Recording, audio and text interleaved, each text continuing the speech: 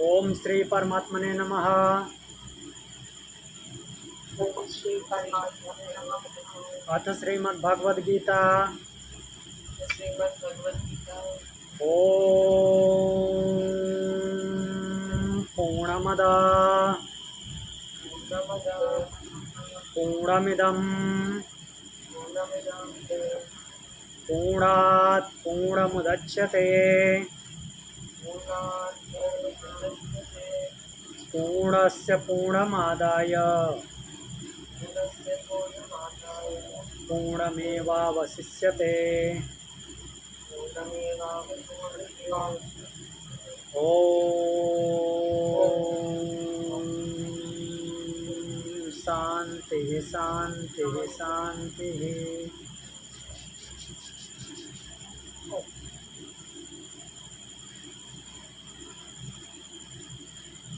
पिछली कक्षा में हम अक्षर ब्रह्म योग 8वां अध्याय का 11 से 15 नंबर श्लोक देखे थे। उसको रिवीजन करेंगे और फिर आगे बढ़ेंगे।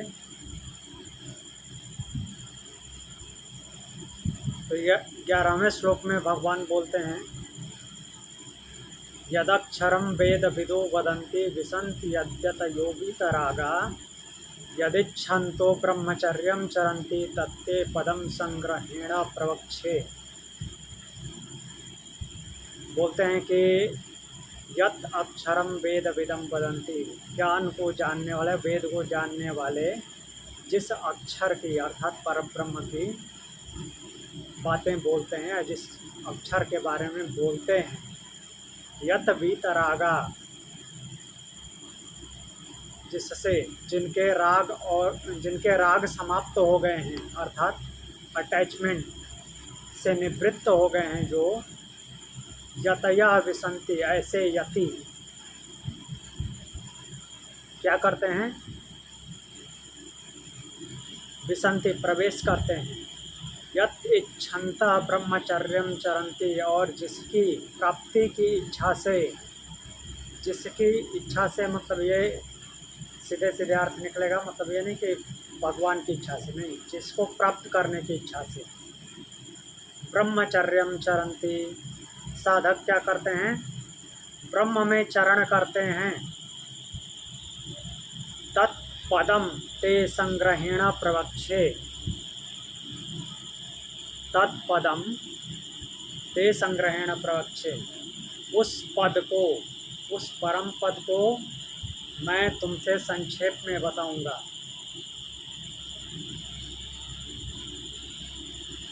अगला श्लोक, 2 श्लोक एक साथ देखेंगे।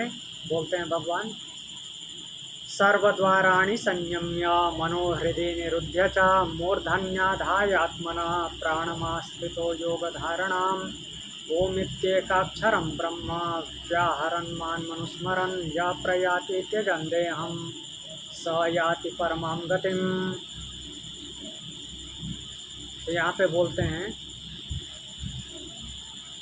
कि या ओम इति एक अक्षरम ब्रह्म व्याहरन् माम अनुस्मरन् तेहम त्यजत प्रयाति।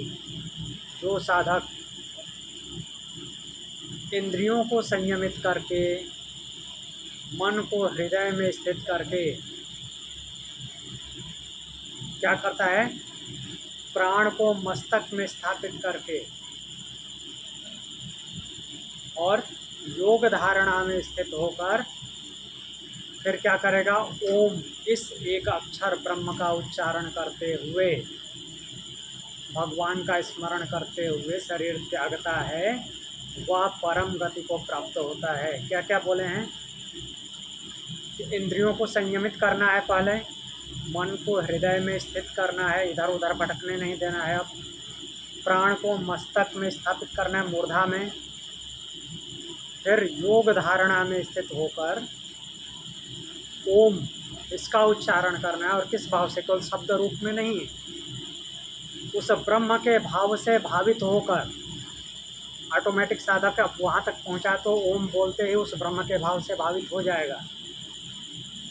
जो शरीर त्यागता है वो परम गति को प्राप्त होता है, अर्थात जन्म मरण के चक्र से मुक्त हो जाता है। 14वां श्लोक बोलते हैं, अनन्य चेता सततम यो माम स्मरति नित्यसा तस्याहं सुलभ पार्थ नित्ययुक्तस्य योगिनः। तो उसके अलावा और कोई उपाय नहीं है? इतना मीन्स हायर लेवल की साधना से ही वो प्राप्त होगा क्या? तो क्या बोलते हैं कि हे पार्थ, यह अनन्य चेता नित्यसा सततम माम स्मरति, जो योगी अनन्य भाव से निरंतर मेरा स्मरण करता रहता है। क्या शर्त रख रहे हैं भगवान? शर्त नहीं है, ऐसा होता है। क्या बोलते हैं कि योगी अनन्य भाव से मीन्स कहीं और नहीं जाएगा, अनन्य कहीं और नहीं जाएगा, उस भाव से निरंतर मेरा स्मरण करता है, मेरे साथ ही हमेशा रहेगा। तस्य नित्य युक्त से, उस नित्य युक्त जो नित्य लगा हुआ है मुझ में, ऐसे योगी, योगिना अहम सुलभ, उस योगी के लिए मैं सुलभ होता हूँ, सहजता से प्राप्त हो जाता हूँ। लेकिन शर्त क्या है? अनन्य होना चाहिए, इधर उधर भटकने वाला नहीं। आज इस देवता के पास, कल उस देवता के पास।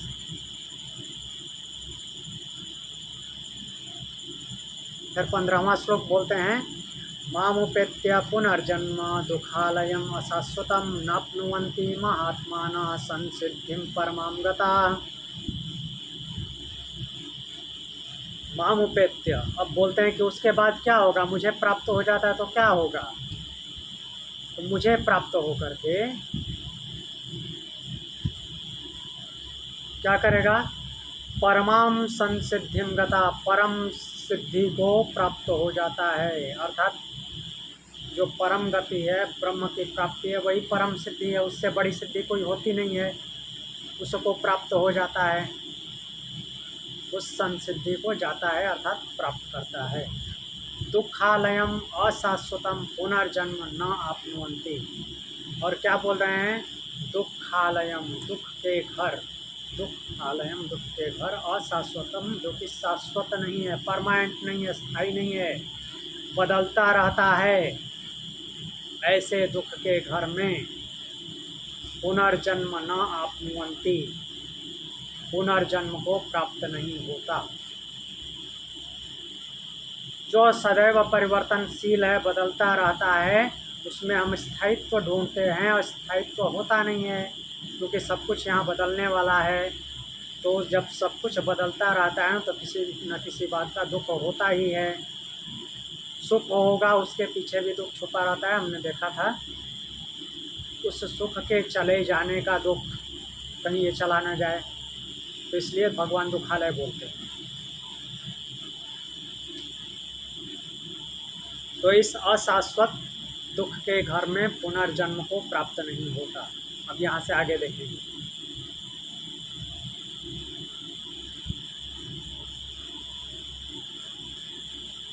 यहाँ तक कुछ पूछना है?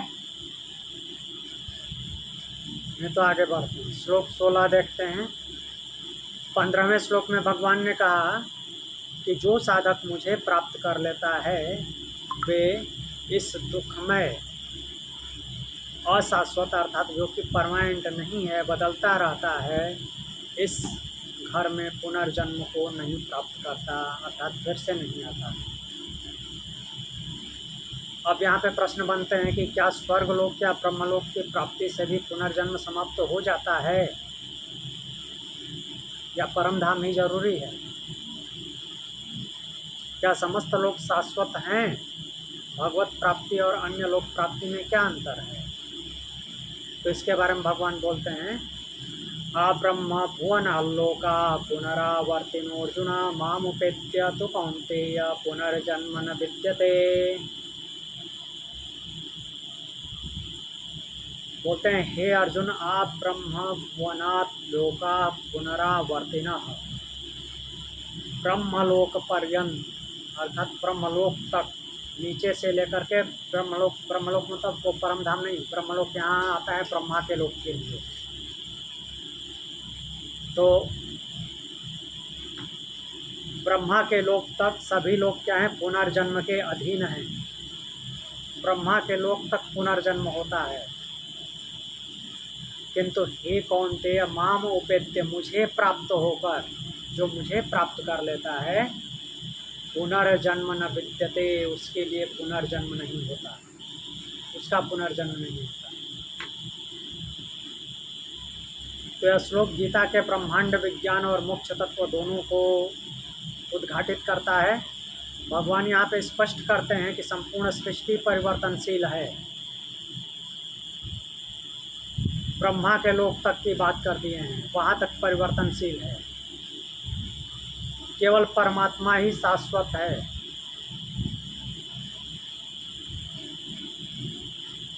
आप ब्रह्म भुवनात् लोका, तो भारतीय पौराणिक परंपरा जो है इसमें ब्रह्मा के लोक को सर्वोच्च माना गया है, किंतु भगवान कहते हैं कि ब्रह्मा का जो लोक है वो भी अनंत नहीं है और वो शाश्वत नहीं है। पुनरावर्तिना अर्थात पुनः लौट कर आने वाला। स्वर्ग और जितने भी उच्च लोक हैं उनमें सुख हो सकता है, बहुत ज़्यादा सुख होगा ना, अत्यंत सुखदायी होंगे, बहुत लंबी आयु हो सकती है, बहुत दिव्य अनुभव हो सकते हैं, किंतु वे सभी काल के अधीन हैं, काल से परे नहीं हैं। अतः जहाँ भी परिवर्तन है, समय है और कर्मफल है, वहाँ पुनरागमन निश्चित है।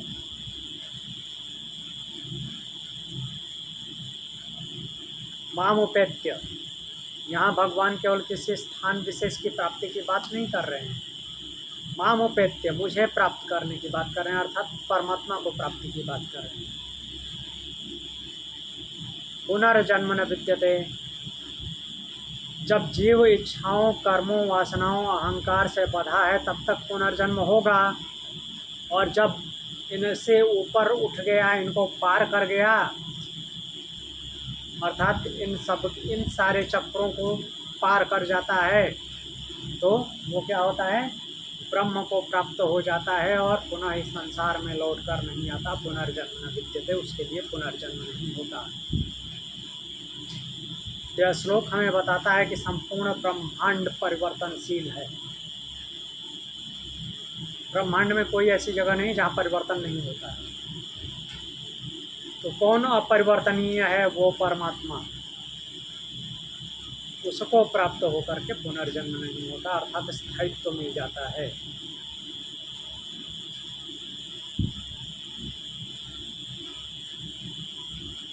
अगला श्लोक देखते हैं। इसमें समय की बात किए हैं भगवान। 16वें अध्याय में भगवान ने कहा कि ब्रह्मा का जो लोक है, ब्रह्मलोक तक सभी लोग पुनरागमन के अधीन है। केवल मेरी प्राप्ति अर्थात परमात्मा की प्राप्ति, ब्रह्म की प्राप्ति पुनर्जन्म से मुक्ति देती है, और कोई पुनर्जन्म से मुक्त नहीं कर सकता, कुछ भी कर लीजिए। केवल परम धाम की प्राप्ति ही अर्थात ब्रह्म की प्राप्ति ही पुनर्जन्म से मुक्ति दिला सकती है, अर्थात गुणातीत होना ही मुक्ति का साधन है। जब तक गुणों में रहेंगे मुक्ति नहीं मिलेगी। अब यहाँ पे प्रश्न उठते हैं, यदि ब्रह्मा के लोक तक सभी अनित्य हैं तो उसकी अवधि कितनी विशाल होगी, कितने लंबा समय तो होगा ना। ब्रह्मा का कालमान क्या है? जिस लोक को मनुष्य अत्यंत महान समझता है वह भी काल के अधीन कैसे है? तो भगवान यहाँ पे ब्रह्मा के लोक के दिन और रात्रि की विशालता का वर्णन करते हुए बताते हैं। सहस्रयुग पर्यंतम हर्यत ब्रह्मणो विदो रात्रिम युग सहस्रांताम ते होरात्र विदो जना। ये जना ब्रह्मणा यत् अहम सहस्रयुग पर्यंतम तथा रात्रि युग सहस्रांताम विदो। तो जो ज्ञानी यह जानते हैं कि ब्रह्मा का एक दिन 1000 युगों के बराबर होता है और उसकी रात्रि, जो ब्रह्मा जी की रात्रि है वो भी 1000 युगों वाली होती है, तो वे वास्तव में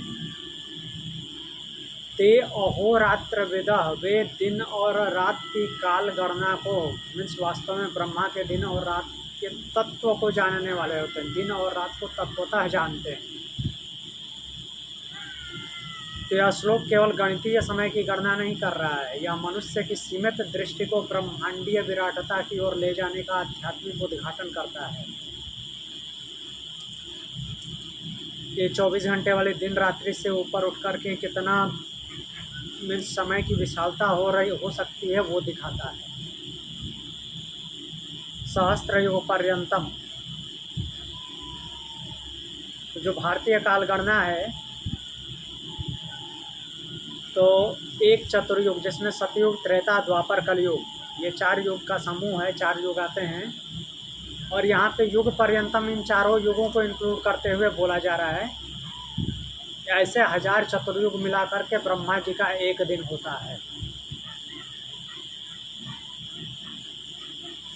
क्योंकि वो समेकित रूप से युग ही काउंट होंगे, उनको मीन्स मोरालिटी के हिसाब से और सात्विकता के हिसाब से 4 भागों में बटा है। तो जैसे कि वेद हैं, उसको वेद व्यास जी ने 4 भाग में डिवाइड किया है, उनके गायन और उनके क्या बोलते हैं जो जो उसमें मंत्र हैं, जिस तरह के मंत्र हैं उसके हिसाब से। उससे पहले वेद एक ही थे, उसको हम आगे देखेंगे। जैसे भगवत गीता के अध्याय हैं तो भगवान ने खड़े होकर के ऐसे थोड़ी ना अर्जुन को बताया कि यहाँ से एक अध्याय समाप्त हुआ, अगला अध्याय चालू होगा। वो तो बोलते गए, वो वेद व्यास जी ने ऐसे डिवाइड किया है।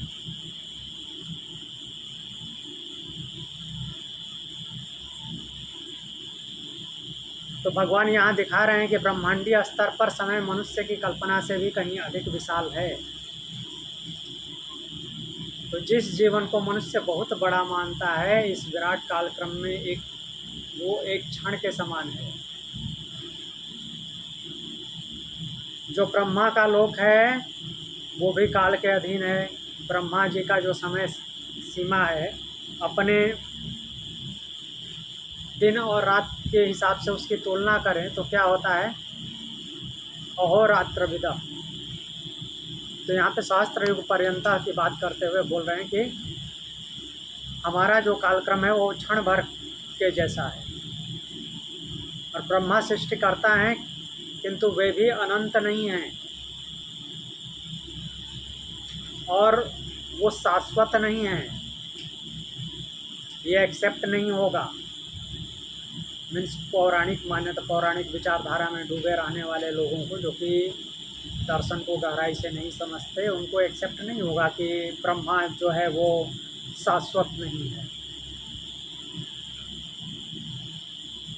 तो बट यहाँ पे भगवान बोल रहे हैं उनका भी दिन है, रात्रि है, उत्पत्ति है और अंत है।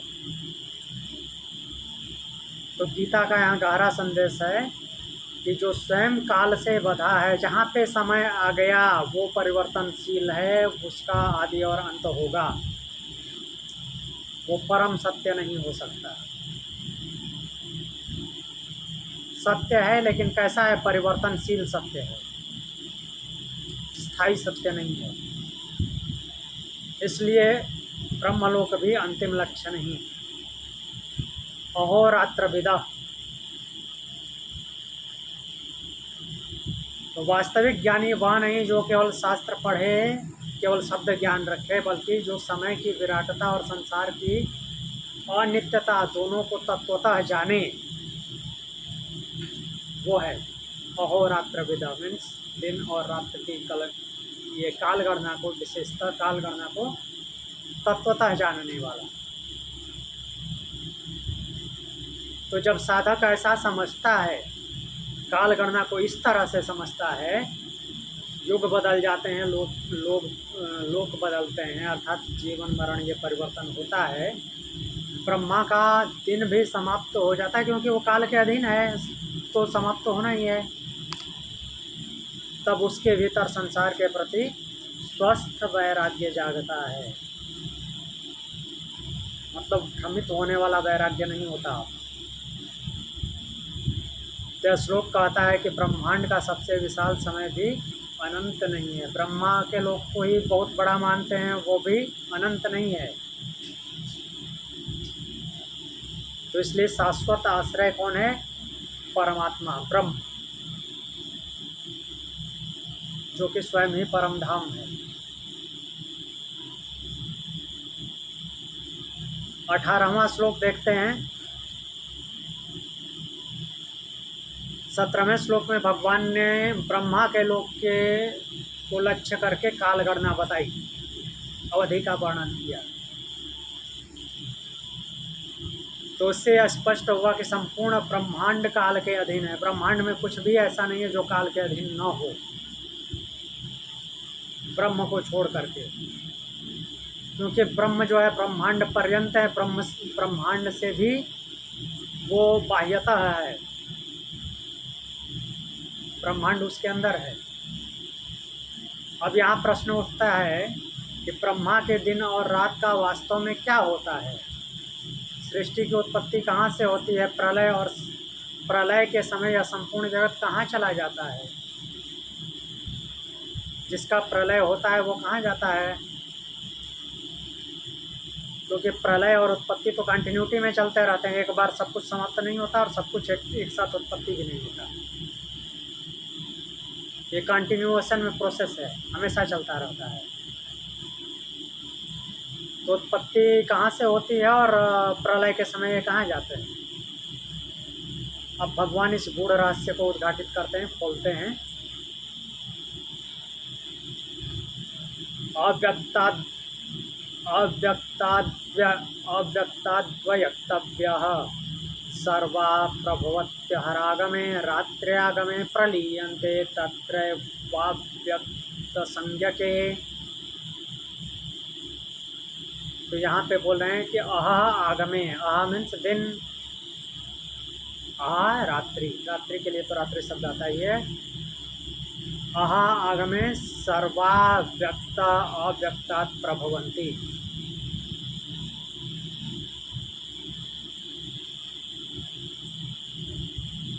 तो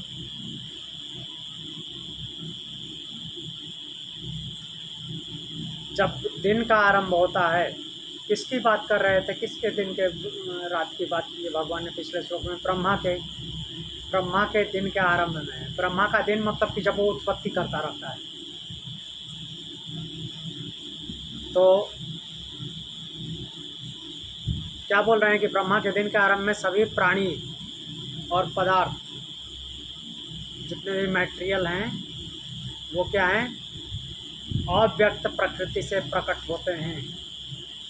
मूल प्रकृति को अव्यक्त बोलते हैं, जो कहीं किसी तरह से अनुभव में नहीं आती, उसी से वो प्रकट होते हैं। और रात्रि के समय अर्थात प्रलय के समय पुनः उसी अव्यक्त में विलीन हो जाते हैं। तो हमने उपनिषद पढ़ते समय ये यात्रा अच्छी तरह से देखी थी, भगवत गीता का शुरुआत किया था तब भी देखे थे। कैसे कैसे मीन्स उत्पत्ति से आगे बढ़ना है, इंद्रियों तक आना है और कर्म क्षेत्र में विस्तार करना है, और फिर क्या बोलते हैं कि वापस जाना है। तो वापस जाना है तो कैसे अपने आप को समेटना है और वापस जो है अहंकार बुद्धि से होते हुए वापस मूल प्रकृति में चले जाना है। और अव्यक्त से उत्पत्ति, अव्यक्त में विलीन।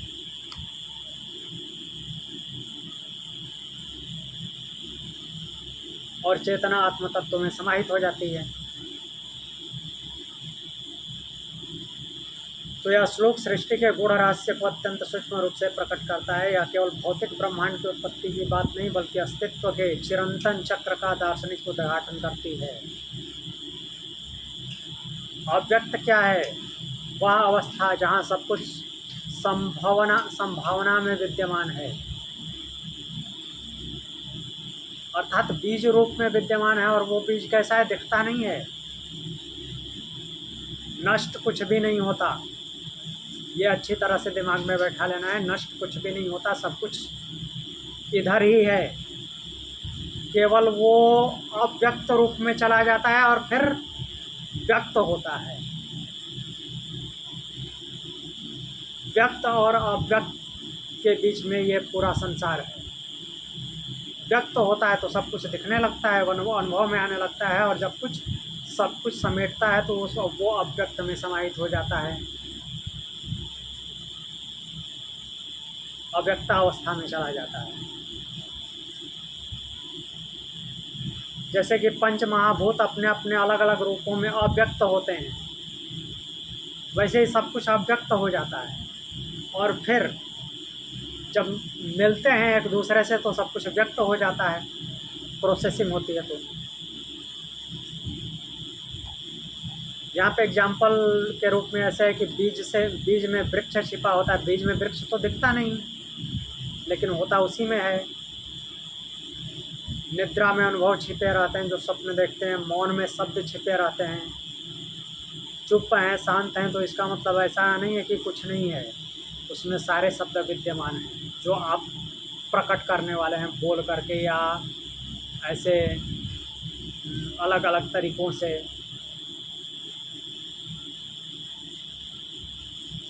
तो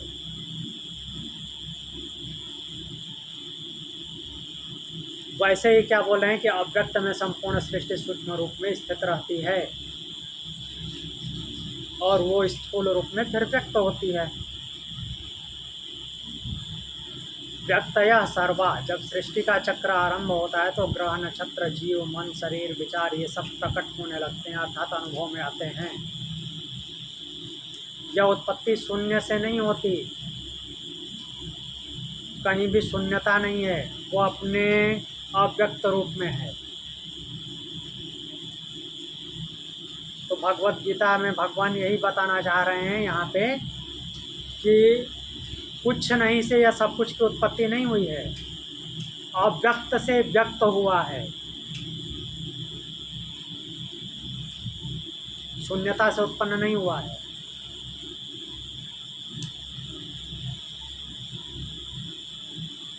अव्यक्त रूप में सब कुछ स्थित रहता है, और वही व्यक्त होता है तो विस्तार को प्राप्त होता है। अरोड़ियान महतो महीयान, अणु से अणु हो जाता है और फिर महत से महत हो जाता है।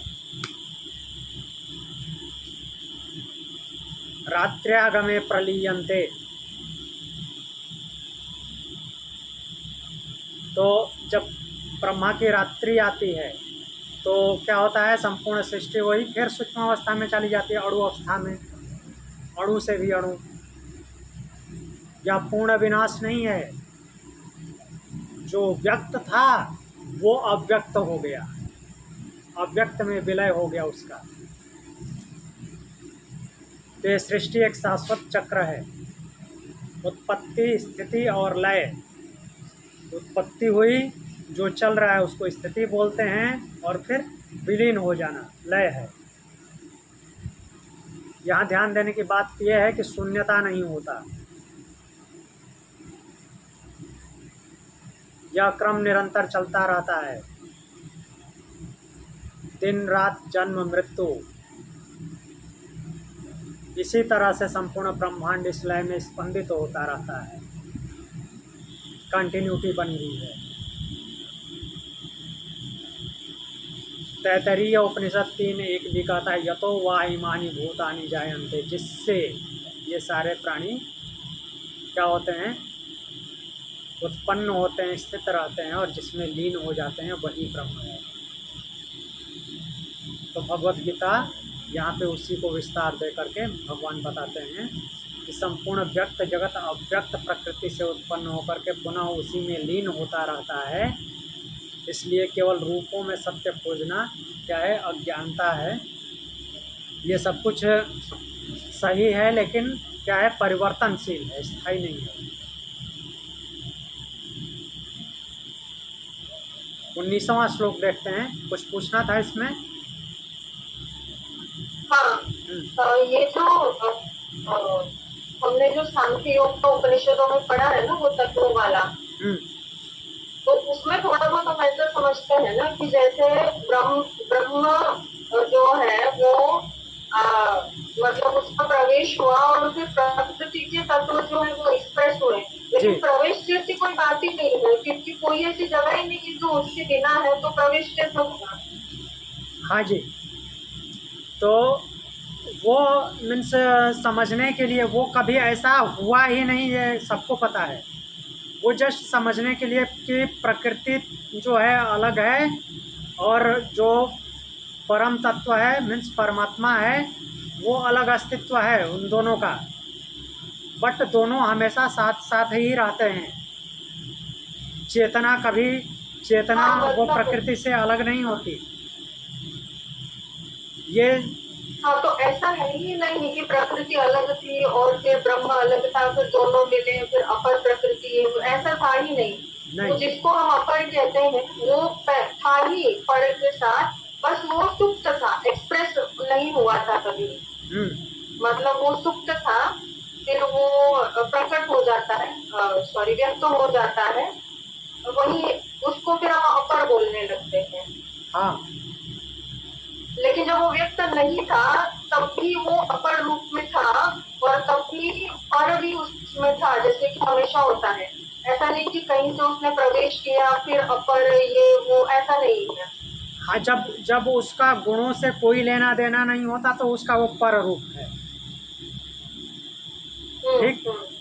और अव्यक्त में भी है, जैसे कि बीज और वृक्ष का एग्जाम्पल लिया। अव्यक्त भी है। तो वहाँ पे वैसे गुणों से लेना देना तो है नहीं, बट अगर गुण उपस्थित हैं समावस्था में भी, तो वो क्या होगा, वो अपर में काउंट होगा। जब गुणों से बिल्कुल अलग होगा तो मीन्स गुण का कोई भी प्रभाव नहीं होगा, तो वो पर रूप कहलाएगा। तो अव्यक्त रूप में, वैसे भी अव्यक्त रूप में गुणों का प्रभाव नहीं होता।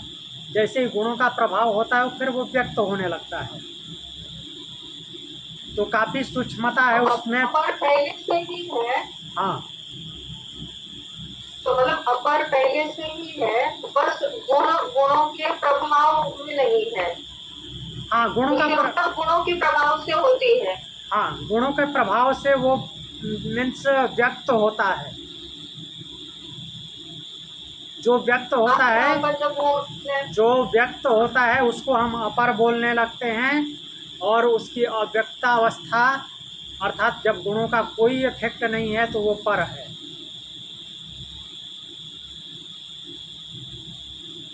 आप यहाँ पर एक्सप्लेन कर रहे थे, तब बार बार बोल रहे थे कि शून्य नहीं होता, कभी शून्य नहीं होता। हाँ। तो इस एक्सप्लेनेशन के हिसाब से शून्य क्या है फिर? शून्य मत, हाँ, यहाँ पे जो शून्य बताया जा रहा है वो, उसको उस भाव से मत देखिए कि प्रकृति अलग हो गई और परमात्मा अलग। शून्य का मतलब कि कुछ नहीं होना, कुछ नहीं से फिर सब कुछ की उत्पत्ति होना, ऐसा नहीं होता। मीन्स सब कुछ है, बीज रूप में है। वो क्या है कि गुणों का फंक्शन नहीं हुआ है, बस इतना ही है। जैसे गुण फ्लक्चुएट हुए, फिर वो अव्यक्त से व्यक्त हो गया।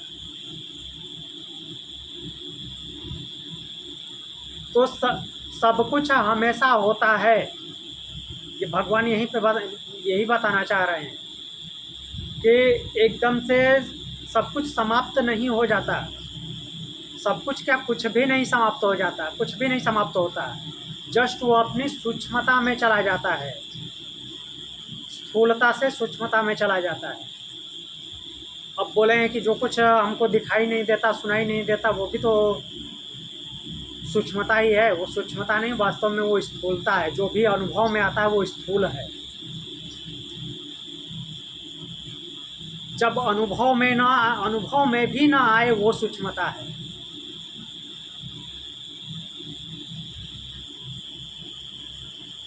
आगे बढ़ें।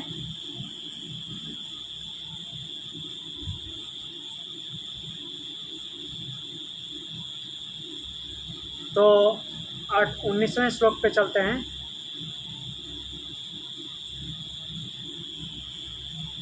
भगवान ने बताया था कि संपूर्ण व्यक्त जगत अव्यक्त प्रकृति से प्रकट होता है।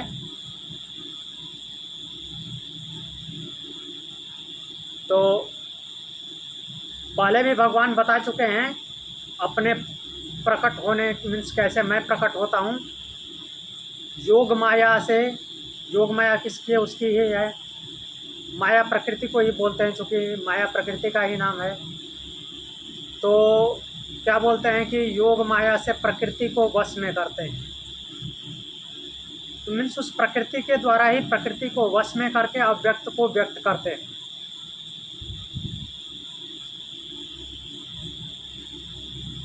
अब यहाँ पे जिज्ञासा उठती है कि क्या यह सृष्टि केवल एक बार उत्पन्न होती है? क्या प्राणी एक ही बार जन्म लेते हैं? इस सृष्टि में जीवों की स्थिति क्या है? तो भगवान इस पे बोलते हैं,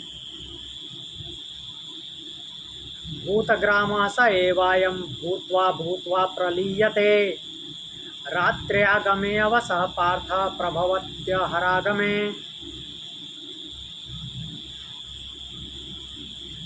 बोलते हैं कि हे पार्थ, अयम सह एव भूतग्रामः भूत्वा भूत्वा रात्र्यागमे अवसः प्रलीयते। बोलते हैं हे पार्थ, या जो अयम सह, या वह एव भूतग्रामम, जो कि प्राणी भूतों का ग्राम है, भूतों का समुदाय अर्थात प्राणियों का समूह, भूतवा भूतवा हो करके बार बार होता है, एक बार नहीं बार बार कंटिन्यूटी में। क्या होता है? रात्र्यागम है, रात्रि के आगमन पे अर्थात प्रलय काल में। सबका उत्पत्ति काल और प्रलय काल अलग अलग होता है। तो जब उसकी उत्पत्ति हो रही है उसके लिए वो दिन है, जब उसका विलय हो रहा है उसके लिए रात है। तो बार बार उत्पन्न होकर के ब्रह्मा की रात्रि में क्या होता है? अवसा, उसका वश नहीं चलता, उसका कंट्रोल नहीं कि उसको रोक ले, मीन्स व्यवस्था पूर्वक उसका वश नहीं है, उसको जाना ही, विलीन होना ही है, विलीन हो जाता है। और क्या होता है? तथा अहा आगमे, फिर से क्या होता है? अहा आगमे, जब दिन की शुरुआत होती है अर्थात फिर उत्पत्ति का काल आता है, पुनः प्रभवंती, फिर से उत्पन्न होता है।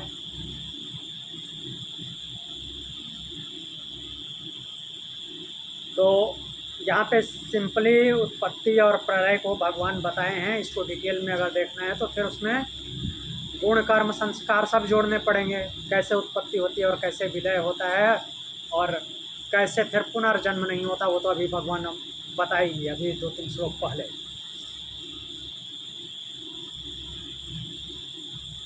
तो यह श्लोक संसार के अनादि चक्र का अत्यंत गंभीर चित्र प्रस्तुत करता है। केवल ब्रह्मांड की गति नहीं बल्कि जीव की बंधनावस्था का दार्शनिक उद्घाटन है ये। भूतग्रामः, यहाँ भूतग्राम का अर्थ केवल मनुष्य नहीं, सारे प्राणी समुदाय, देवता, मनुष्य, पशु पक्षी, सूक्ष्म जीव, जितने भी चर आचर हैं, चर और अचर, सब सम्मिलित हैं। भूतवा भूतवा, बार बार होते हैं, पुनरावृत्ति निरंतर है, कंटिन्यूटी में चल रहा है सब कुछ। जन्म मृत्यु पुनर्जन्म, यह क्रम चलता रहता है। अवसा, तो यहाँ जो अवसा शब्द है इससे क्या भगवान दर्शा रहे हैं? वश में नहीं है। ये क्रम जो है जीव के वश में नहीं होता, उत्पत्ति स्थिति और प्रलय और पुनर्जन्म, क्योंकि वह कर्मों से बंधा हुआ है, उसके हिसाब से चलता है, वासनाओं से प्रेरित है, इच्छाओं से संचालित होता है और प्रकृति के गुणों के द्वारा नियंत्रित होता है, इसलिए बार बार जन्म लेता है।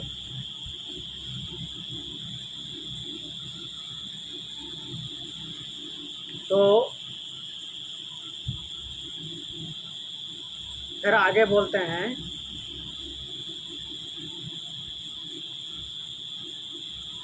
प्रभवत्याहरागमे, ब्रह्मा के दिन के आरंभ में यह क्या होता है? जीव कैसे उत्पन्न होता है? वही कर्म संस्कारों के बीज में समाहित है, तो बीज से प्रस्फुटित होता है संस्कारों के हिसाब से।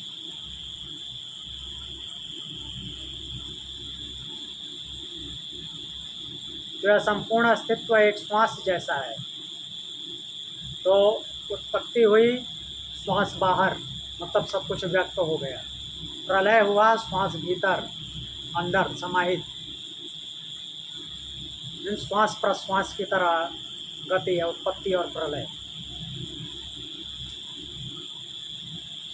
तो ईश्वर की विराट लय का स्पंदन है, वो मीन्स इनहेलेशन एक्सहेलेशन की तरह।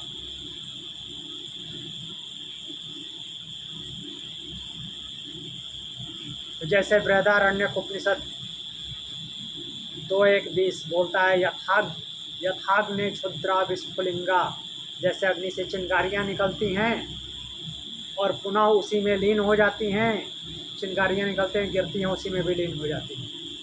वैसे ही जीव की सृष्टि जो है होती है, उत्पत्ति होता रहता है, उसी में विलीन होता रहता है। तो यह श्लोक केवल ब्रह्मांड का वर्णन नहीं करता, हमारे दैनिक जीवन का भी चित्र है। जैसे कि इच्छाएं रोज उत्पन्न होती हैं और वही हमारे अंदर ही विलीन भी होती हैं। कर्म करते हैं, परिणाम भोगते हैं, फिर वही चक्र दोहराते हैं। भूत्वा भूत्वा, ये केवल जन्मों का होना नहीं है, मानसिक आदतों का भी चक्र है, बार बार आते हैं रिपीटेशन में।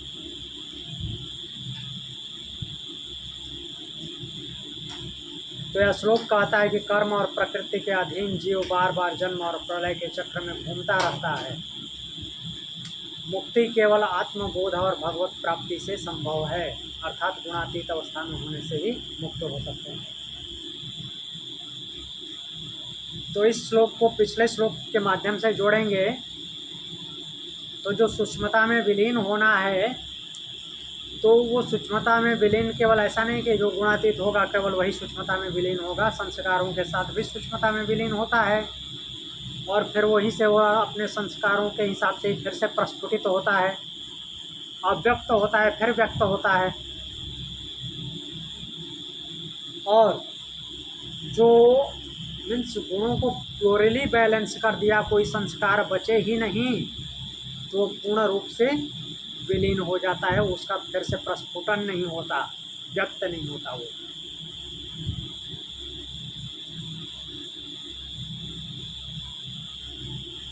अगला श्लोक देख लेते हैं, एक और श्लोक।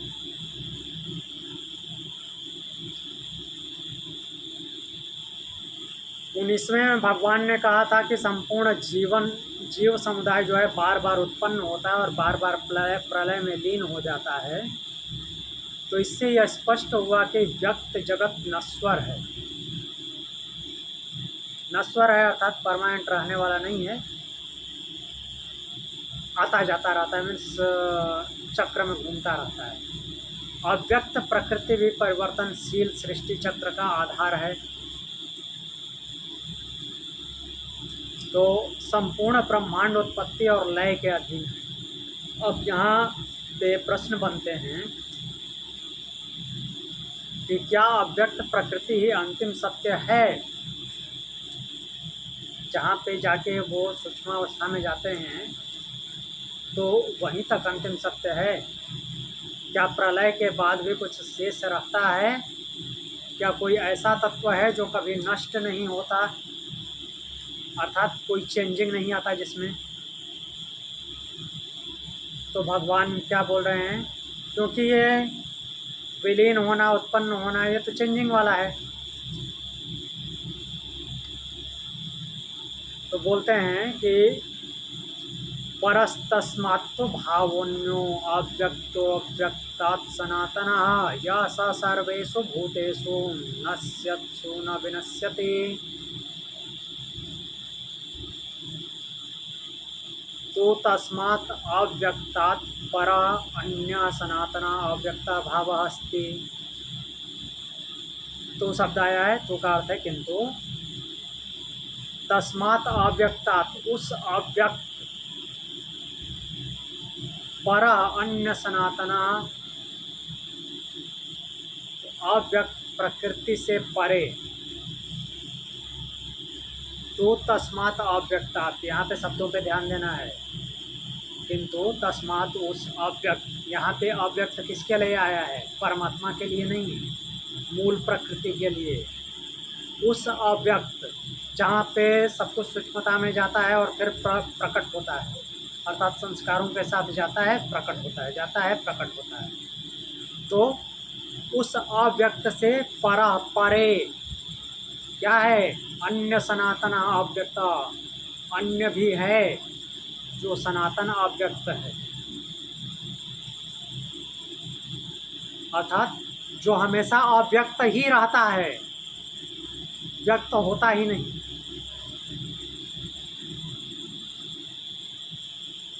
ठीक, किसकी बात हो रही है? ब्रह्म की, उस परम ब्रह्म की। यहाँ पे पहला अव्यक्त आया है प्रकृति के लिए, मूल प्रकृति के लिए, जहाँ पे सब कुछ सूक्ष्मता में चला जाता है और फिर व्यक्त होता है। तो यहाँ पे पहला अव्यक्त है मूल प्रकृति, किंतु उस अव्यक्त से परे अन्य सनातन अव्यक्त है। दूसरा सनातन अव्यक्त तत्व है, उसका अव्यक्त मीन्स वो अव्यक्त भाव है, यह सर्वेषु भूतेषु, जो सर्वेषु भूतेषु नश्यत्सु अपि न विनश्यति, जो संपूर्ण प्राणियों के नष्ट हो जाने पर भी, मीन्स अगर सब कुछ नष्ट हो भी जाए, सब कुछ नष्ट हो जाए तो भी वो नष्ट नहीं होता।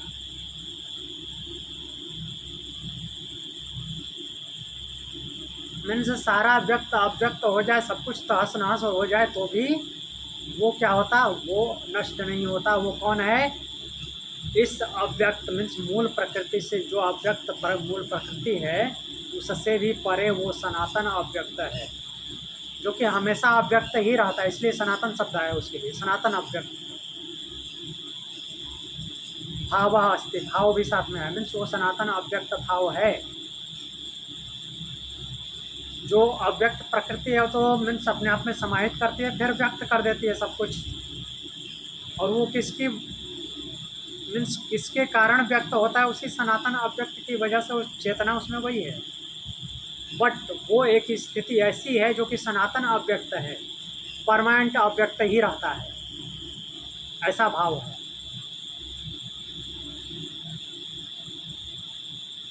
तो इसको विस्तार से देखते हैं थोड़ा और।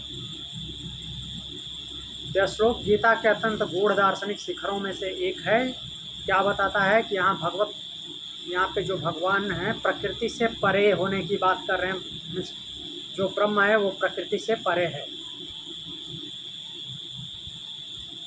सृष्टि से परे है, जो उसका वास्तविक स्वरूप है वो सनातन अव्यक्त है। वो क्या है? समय से परे है, समय की सीमा में नहीं आता। परम सत्य की यहाँ पे घोषणा कर रहे हैं भगवान, वो परम सत्य है जो सनातन अव्यक्त है। उस अव्यक्त से भी परे सनातन अव्यक्त भाव है। परस तस्मात्, तो जिस अव्यक्त का वर्णन हुआ था वो क्या था? मूल प्रकृति थी, जहाँ पे कुछ भी शून्यता में नहीं होता, सूक्ष्मता में समाहित होता है, फिर व्यक्त होता है, वहाँ पे मूल प्रकृति की बात हो रही थी। किंतु अब भगवान कहते हैं कि उससे भी परे एक और सनातन अव्यक्त है, अर्थात प्रकृति अंतिम सत्य नहीं,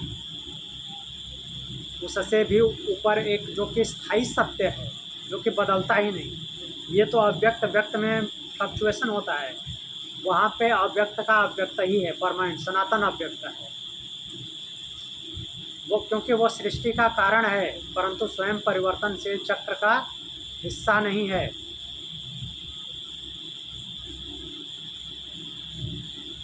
अन्यो अव्यक्त या दूसरा अव्यक्त है, वो माया नहीं, प्रकृति नहीं, सूक्ष्म पदार्थ नहीं, पर ब्रह्म है, जो कि अप्रकट है, अचिंत्य है, निराकार, नित्य और अविनाशी है। सनातन जो कि कभी बदलता नहीं, परमानेंट है, वो अव्यक्त और व्यक्त नहीं होता, परमानेंट उसी स्थिति में रहता है।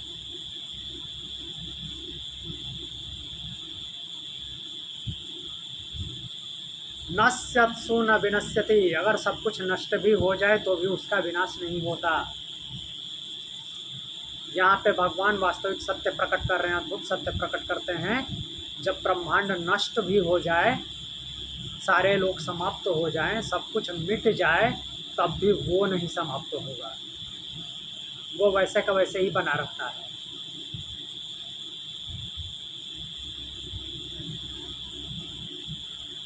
तो यह श्लोक बताता है कि प्रकृति और संपूर्ण सृष्टि से परे एक क्या है, सनातन अव्यक्त है।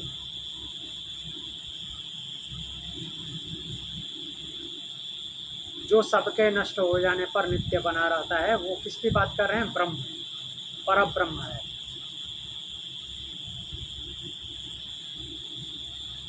कुछ पूछना है?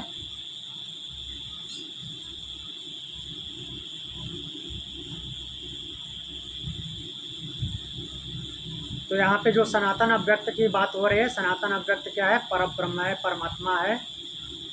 और अव्यक्त से व्यक्त का जो चक्र चल रहा था वो प्रकृति है। मूल प्रकृति के रूप में सब कुछ अव्यक्त होता है, और जब गुणों का फ्लक्चुएशन होता है तो फिर वो सब कुछ प्रकट होता है, व्यक्त होता है।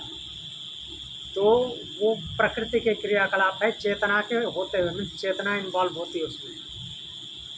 तो ये चेतना भी वो सनातन अव्यक्त की ही है, जिसकी वजह से प्रकृति संचालित होती है। लेकिन उसकी एक वो मूल अवस्था है जो परमानेंट बनी रहती है, जो सनातन अव्यक्त है। कहने का भाव ये है। और कुछ पूछना है?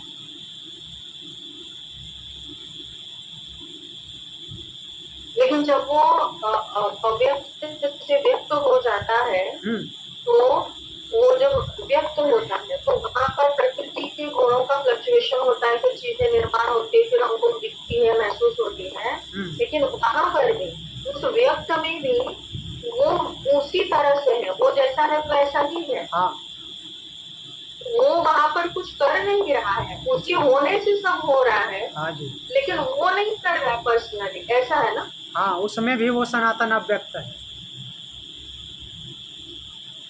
मतलब वो हमेशा, चाहे वो अपर के साथ हो, चाहे वो अपनी मूल अवस्था में हो, पर में वो जैसा वैसा ही रहता है। हाँ, लेकिन उसके रहने से कुछ मतलब एक्सप्रेस हो जाता है, लेकिन वो नहीं करता। हाँ, हाँ, वो कुछ नहीं करता, उसके होने मात्र से होता है। हाँ, मतलब वो अव्यक्त में भी वो अपने मूल स्वभाव के साथ ही होता है, बाकी उसके होने से चीजें होती जी, सेम वैसे ही जैसे वो इलेक्ट्रॉनिक्स, इलेक्ट्रिकल इक्विपमेंट जो होते हैं, इलेक्ट्रॉनिक्स जो होते हैं, और बिजली है। मीन्स बिजली के होने से सब कुछ होता है। उसका इक्विपमेंट में सारे सिस्टम फिट हैं, जैसे हमारे बॉडी में अलग अलग सिस्टम फिट हैं, तंत्र हैं, डाइजेस्टिव तो सिस्टम। मतलब बिजली का अपना कोई डेटा नहीं है। उसी तरह से वो जो अव्यक्त है वो सेम फॉर्म में अव्यक्त में भी वैसे ही होता है। लेकिन उसके होने से सब हो जाता है जी, और वो डेटा क्रिएट होता है, फिर वहाँ पर बहुत कुछ होता है, तत्व ये वो बहुत सारा। हाँ, लेकिन वो वहाँ पर भी वैसा ही है जैसा वो मूल स्वरूप में है। हाँ, मूल स्वरूप उसका वैसा ही है, सनातन अव्यक्त। और कुछ? ठीक है, तो एक बार 16 नंबर से 20 नंबर तक फिर से रिवीजन कर लेते हैं शॉर्ट में, और फिर कक्षा को समाप्त करेंगे।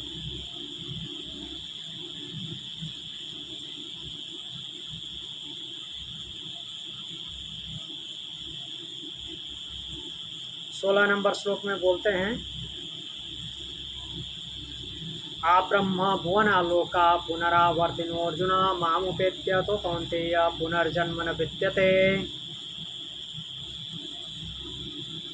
तो यहाँ पे भगवान बोल रहे हैं कि जो ब्रह्मा का लोक है, वहाँ तक, जो कि नॉर्मली सबसे ऊपर माना जाता है, अगर मीन्स परम धाम छोड़ दें तो, और परम धाम ऐसी कोई जगह है नहीं अलग से, ये संपूर्ण ब्रह्मांड ही परम धाम है।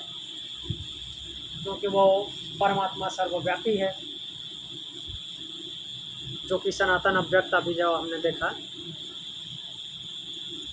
तो बोल रहे हैं कि ब्रह्मा के लोक तक सब कुछ पुनरावर्ती है, परिवर्तनशील है। कुछ भी ऐसा नहीं है कि जहाँ पे परिवर्तन नहीं होता। मीन्स ब्रह्मांड में कुछ भी ऐसा नहीं है जहाँ पे परिवर्तन नहीं होता, हर जगह परिवर्तन होता है। फिर काल गणना बताते हैं, सहस्त्र युग पर्यंतम हर्यत ब्रह्मणो विदो रात्रिम युग सहस्त्रांताम ते हो रात्र विदो जना। तो बोलते हैं कि जो ज्ञानी लोग यह जानते हैं कि ब्रह्मा का एक दिन जो है 1000 चतुर्युग के बराबर होता है और उसकी रात्रि भी 1000 चतुर्युगों वाली होती है, वे वास्तव में काल गणना के मूल तत्व को जानते हैं।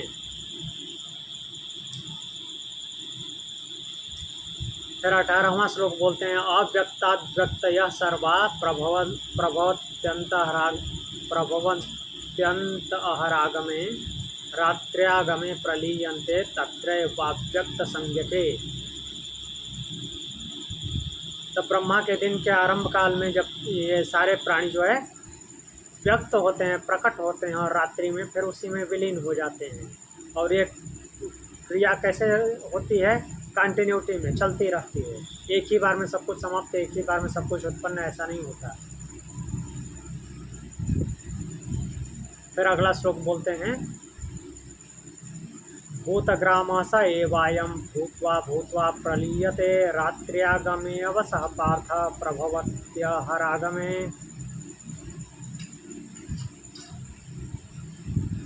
तो बोल रहे हैं कि हे पार्थ, यह वही प्राणी समुदाय जो है भूतग्राम अर्थात सभी प्राणियों का समुदाय बार बार उत्पन्न होकर ब्रह्मा के रात्रि के आगमन पर व्यवस्था पूर्वक, अर्थात उसमें उसका वश नहीं चलता, क्योंकि गुण कर्म और संस्कार उसके विद्यमान होते हैं, उस हिसाब से वो विलीन होता है और फिर से उत्पन्न होता है। दिन के आगमन पे फिर उत्पन्न होता है। मीन्स विलीन होना शरीर का त्यागना है और उसके संस्कारों के हिसाब से पुनर्जन्म हो जाना, फिर से उत्पत्ति है।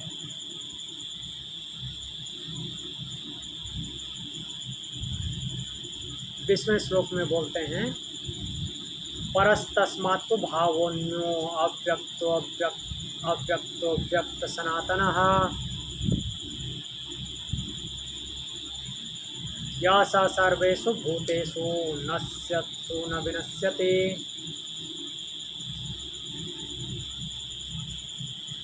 तो बोलते हैं कि किंतु उस अव्यक्त, यहाँ पे ये अव्यक्त आया प्रकृति के लिए, उस अव्यक्त मूल प्रकृति से परे अन्य सनातन अव्यक्त भाव है। यह सर्वेषु भूतेषु, जो कि सभी प्राणियों के नश्यत्सु अपि नष्ट हो जाने पर भी, अपि मीन्स भी, न विनश्यति नष्ट नहीं होता, विनाश को प्राप्त नहीं होता, अर्थात वो परमानेंट बना रहता है, सनातन अव्यक्त है, कोई परिवर्तन नहीं होता। चलिए सर, आप आज का श्लोक पढ़ लेते हैं, समापन श्लोक।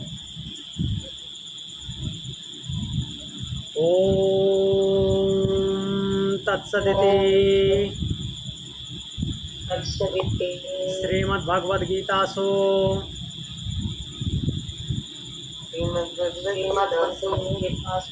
उपनिषत्सु ब्रह्म विद्यायां योगशास्त्रे श्री कृष्णार्जुन संवादे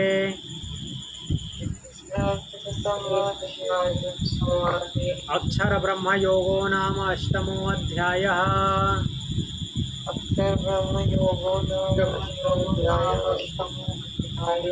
हरि ओम। दोनों हथेली रगड़ेंगे, आँख पे रखेंगे, हाथ हटाएंगे। ओम शांति। Thank you.